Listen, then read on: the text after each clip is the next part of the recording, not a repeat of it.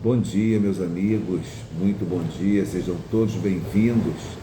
Hoje é dia 3 de junho, deixa eu botar aqui, 3 de junho de 2026. Estamos iniciando essa quarta-feira, 8 horas da manhã, com a nossa conversa fraterna. O capítulo de hoje é o capítulo 17 do livro Vinha de Luz, da psicografia de Francisco Cândido Xavier pelo Espírito Emmanuel. Bom dia, Gisele, seja bem-vinda. Capítulo 17 do Vinha de Luz tem como título Auxílio Eficiente. A mensagem está registrada no Evangelho de Mateus, capítulo 5, versículo 2, que é: e abrindo a sua boca, os ensinava. É Mateus relatando uma mensagem, uma passagem de Jesus. Abrindo a sua boca, ensinava. Bom dia, Neide, bom dia, José Reginaldo, Dona Conceição, sejam bem-vindos. Eu estou falando aqui com a Gisele, que nós estamos iniciando a nossa conversa fraterna com o capítulo 17, para quem quiser ler, acompanhar a leitura do Vinha de Luz. O título desse capítulo é Auxílio Eficiente, e a mensagem evangélica está registrada no Evangelho de Mateus, capítulo 5, versículo 2, que é uma simples frase que Jesus disse: e, abrindo a boca, os ensinava. Mensagem de Emmanuel. O homem que se distancia da multidão raramente assume posição digna à frente dela. Em geral, quem recebe autoridade cogita de encastelar-se em zona superior. Quem alcança patrimônio financeiro elevado costuma esquecer os que lhe foram companheiros do princípio e traça linhas divisórias humilhantes para que os necessitados não os aborreçam. Quem aprimora a inteligência quase sempre abusa das paixões populares facilmente exploráveis. E a massa, na maioria das regiões do mundo, prossegue relegada a si própria. A política inferior converte-a em joguete de manobra comum. O comércio desleal nela procura filão de lucros exorbitantes. O intelectualismo vaidoso envolve-a nas expansões do pedantismo que lhe é peculiar. De época em época, a multidão é sempre objeto de escárnio ou desprezo pelas necessidades espirituais que lhe caracterizam os movimentos e atitudes. Raríssimos são os homens que as ajudam a escalar o monte iluminativo. Pouquíssimos mobilizam recursos no amparo social. Jesus, porém, traçou o programa desejável, instituindo o auxílio eficiente. Observando que os filhos do povo se aproximavam dele, começou a ensinar-lhes o caminho reto, dando-nos a perceber que a obra educativa da multidão desafia os religiosos e cientistas de todos os tempos. Quem se honra, pois, de servir a Jesus, imite-lhe o exemplo. Ajude o irmão mais próximo a dignificar a vida, a edificar-se pelo trabalho sadio e a sentir-se melhor. Nessa mensagem, auxílio eficiente, bom dia ao restante do pessoal que está chegando aí enquanto eu lia, Laís, aliás. Nessa mensagem a gente vê um ensinamento muito importante de Emmanuel. Jesus, entre todas aquelas pessoas que ele caminhava, que ele circulava, que ele convivia, ele levou ensinamentos, sempre levou ensinamentos, né? E quando Emmanuel faz essa reflexão a respeito de nossa conduta enquanto humanos que somos, falíveis, passíveis de erros, ele demonstra que a gente sempre corrompe de maneira nociva as missões que a gente acaba assumindo, os nossos talentos, as nossas possibilidades de contribuição com o mundo, porque a gente interpreta de maneira equivocada e a gente imprime o egoísmo, principalmente o egoísmo, a vaidade nessas atividades nobres, e a gente acaba contaminando elas de maneira negativa. Então ele fala aqui: o homem que se distancia da multidão raramente assume posição digna frente dela. Como é que eu posso querer liderar se eu não me não me misturar com aquela massa, se eu não conhecer aquele povo, aquelas necessidades, aquelas pessoas que estão ali, eu não vou ser um líder, eu vou ser um tirano, eu vou ser um chefe, mas um líder, não. Porque a liderança, ela pressupõe comprometimento, ela pressupõe cumplicidade, ela pressupõe uma aproximação do liderado. Líder e liderado geralmente têm uma afinidade. E a liderança pressupõe também outras características. Tem que ser, o líder, ele tem que ser admirado, ele tem que ser respeitado porque ele está liderando. Senão ele é chefe. Que ele é chefe e que o outro é subalterno, o outro simplesmente é subordinado. Eu vou fazer aquelas coisas que ele está mandando porque ele é meu chefe. Agora não, eu vou agir assim porque fulano demonstra que isso é o melhor, que vai ser bom para toda a equipe, pensando sempre no coletivo, ali ele está liderando. Mas para isso ele precisa estar junto e não distante. Ele fala aqui, quem alcança patrimônio financeiro elevado costuma esquecer os que lhe foram companheiros. Eles foram companheiros. Os que lhe foram companheiros do princípio. O que é isso? Egoísmo. O que é isso? É tanta coisa que a gente pode classificar com essa conduta, né? No mínimo, é uma injustiça, é uma falta de consideração, mas acontece muito. Quem aprimora a inteligência, olha só, quase sempre abusa das paixões populares facilmente exploráveis, e a massa, na maioria das regiões do mundo, prossegue relegada a si própria. Então você vê, o cara consegue alcançar patrimônio, consegue alcançar conhecimento intelectual, e o que ele faz com isso? Ele acaba muitas vezes escravizando a própria massa, se valendo, se aproveitando das pessoas de bom coração, de boa vontade. O intelectualismo vaidoso envolve a pessoa nas expansões do pedantismo que lhe é peculiar. A pessoa fica arrogante, pedante diante dos outros. Isso pode gerar conflitos, não só com as pessoas mais simples, mas também com as intelectualizadas como ela. Às vezes você pega uma pessoa que não está num bom dia, você faz uma arrogância intelectual com ela diante de uma situação formal, e pode gerar isso um confronto desagradável. De época em época, a multidão é sempre objeto de escárnio ou desprezo pelas necessidades espirituais que lhe caracterizam os movimentos. Raríssimos são os homens que ajudam a massa a escalar um monte iluminativo. Pouquíssimos mobilizam recursos no amparo social. Meus amigos, para que nós sejamos servidores na seara de Jesus, todos os nossos recursos intelectuais, morais, materiais, precisam ter uma destinação para o outro. Não é, quando eu digo todos os recursos, eu não digo em sua totalidade, integralidade. Todo o dinheiro que eu arrecado com o meu salário eu vou dar para as pessoas necessitadas. Não é isso.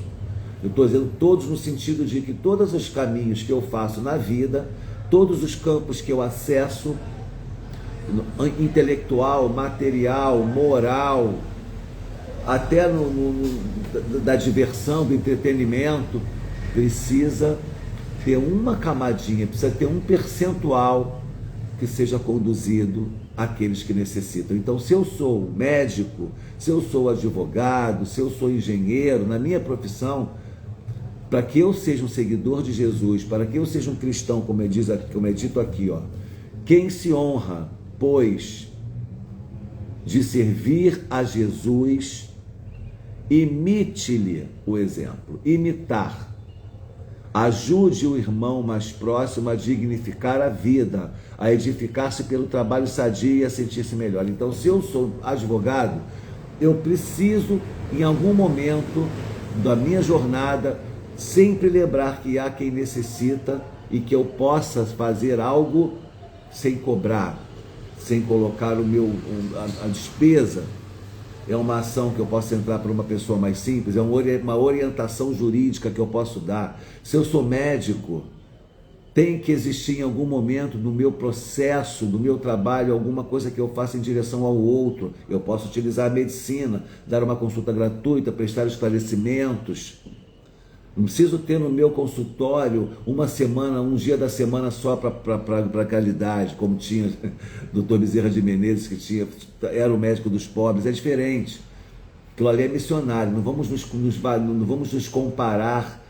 A gente tem que olhar e desejar parecer com eles, mas não ser igual a eles hoje ainda. Até porque são missionários. Nós não somos missionários. Temos outras necessidades mais do que eles. Não é isso que eu quero dizer. O que eu quero dizer aqui é que nós precisamos já caminhar na direção dessa compreensão e contribuir de alguma maneira para aqueles que necessitam.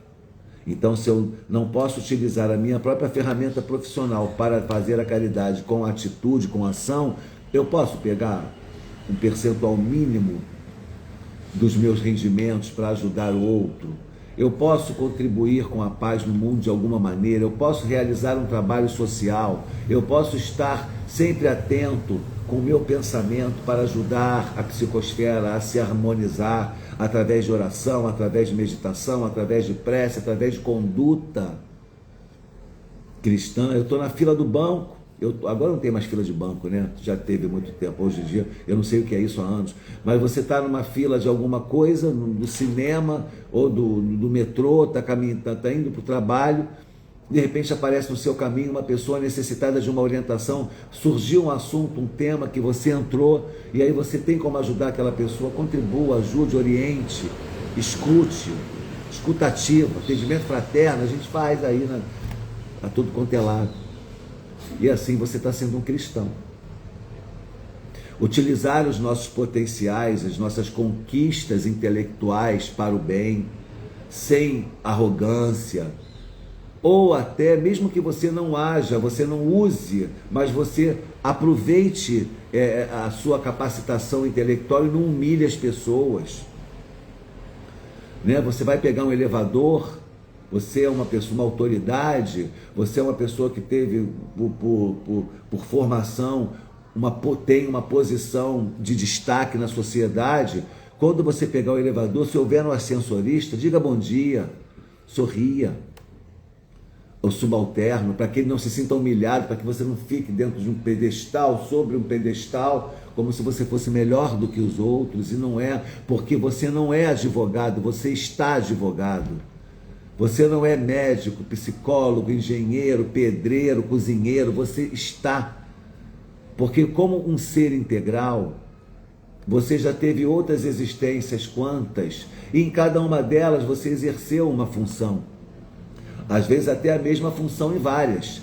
De repente o cara veio médico já em 10 encarnações, mas em outras ele veio com outras profissões. Portanto, ele não é o médico, ele está médico. E a gente entender isso é grande. É bom que nos coloca numa posição de humildade, de compreensão da impermanência do mundo. E é bom também porque te traz uma completude, um pensamento de completude que te traz um conforto. Diz, poxa vida, quantas oportunidades eu já tive nessa vida para aprender. Às vezes tem coisas que a gente se depara nessa existência, que a gente aprende com tanta facilidade, coisas complexas, que você, bate na tua cabeça assim, aprendeu, fala, caramba, como eu pude aprender isso tão rápido? Parece que eu já sabia. Você já sabia. Você já deve ter tido acesso a isso em outra encarnação. Aquela informação. E é por isso que ela vem tão clara na sua mente. Ontem eu estava no estudo, eu estou fazendo um estudo de mediunidade lá no Seara Fraterna, e o palestrante de ontem falou uma coisa muito interessante, que fica para a gente. O esquecimento é das questões materiais. O véu do esquecimento que a reencarnação propõe, ele nos faz esquecer da materialidade das outras existências. Então eu não sei quem eu fui na outra existência. Eu não sei que profissão eu exerci, se eu tive alguma profissão, se eu tive alguma posição de destaque ou não. Isso eu não lembro. Véu do esquecimento. Mas as emoções, os sentimentos, esses vêm comigo para a próxima encarnação. Por isso que muitas vezes uns têm dificuldade com uma coisa e outros têm com outra, outros têm facilidade com aquilo, outros têm com aquilo outro, porque são as suas emoções, são as suas experiências que você acessa do seu eu integral para compor a personalidade atual. Senão seríamos todos iguais. Então, de posse desse entendimento, eu preciso olhar para o que eu estou falando aqui. Auxílio eficiente. O que eu posso fazer para contribuir com um mundo melhor?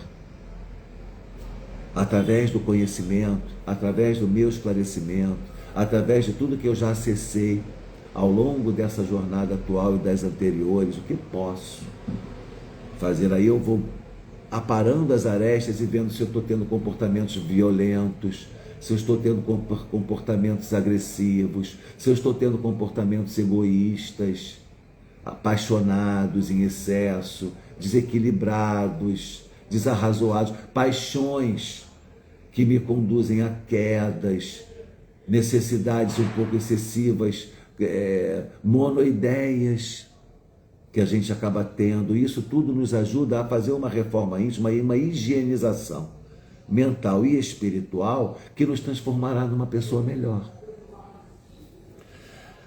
Se eu não entender isso, se eu achar que tudo aquilo que eu conquistei na minha vida é só para mim, para os meus filhos, é porque eu sou melhor mesmo, porque eu fui inteligente, porque eu me esforcei, eu sou merecedor, eu vou perder uma grande oportunidade de ser útil para a humanidade, cumprir a minha grande missão. Eu acho que a gente precisa pensar aqui, ó.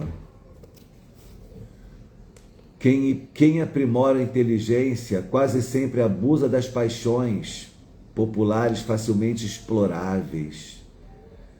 E quando a gente vem para, de repente, dar uma contribuição para a humanidade, a gente perde a oportunidade por conta das nossas paixões, dos nossos vícios, nossos arroubos. Agora, a carne não é fraca. O que é fraco é o espírito, que precisa se sobrepor a ela. Então fica a dica: auxílio eficiente. E abrindo a sua boca, os ensina. Mateus, capítulo 5, versículo 2, você encontra essa passagem registrada por Mateus, essa conduta de Jesus que nos conduz a refletir. Será que eu estou abrindo a minha boca para ensinar? Será que eu estou tendo a oportunidade de ser melhor com o meu vizinho, com meus filhos, com os meus netos, com os meus amigos, com o meu marido, com a minha esposa? E se a resposta for não, não se abata, não se deprima, ainda há tempo. Mete a cara, vai à luta, se transforma, pede perdão. Não perde essa oportunidade de se redimir e de aproveitar a experiência dolorosa da sua queda de ontem para ser um exemplo para hoje você não cair novamente. Se não cai. Se não ficar atento ao homem velho, vai cair. E para encerrar a conversa fraterna,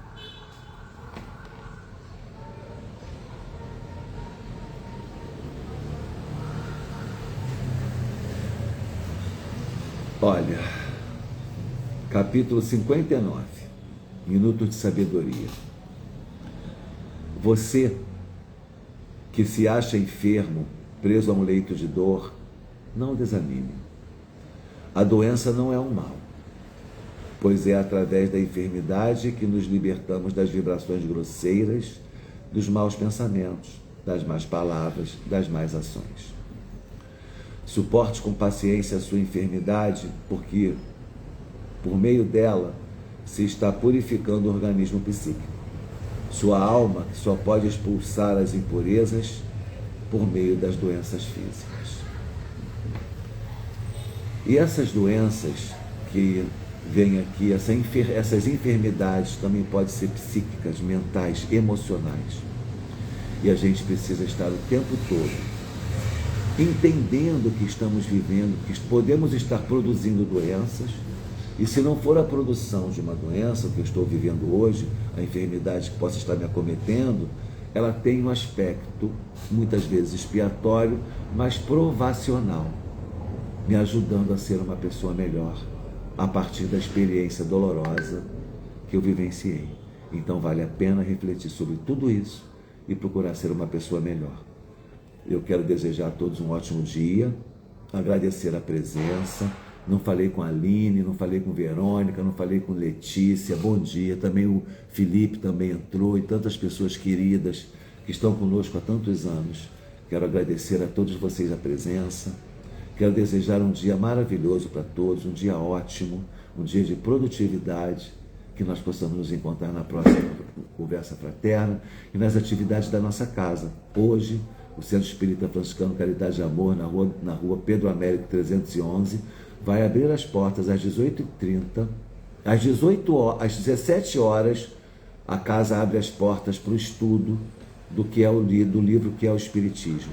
Às 18h30, a casa abre as portas para o estudo de saúde e espiritualidade. Venham conosco participar. Esse curso do segundo curso também é online. Se você tiver interesse, manda uma mensagem no direct, você entra. Mas venha conhecer pessoalmente, das 18h30 às 19h45.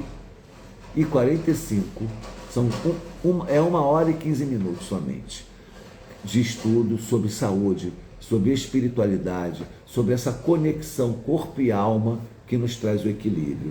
Venham conosco participar. Felipe, se você quiser e puder participar online, nós também colocamos você, se você quiser. Vai ser muito bom fazer também esse estudo online. Fiquem à vontade para decidir. Um beijo no coração, até a próxima, paz e bem.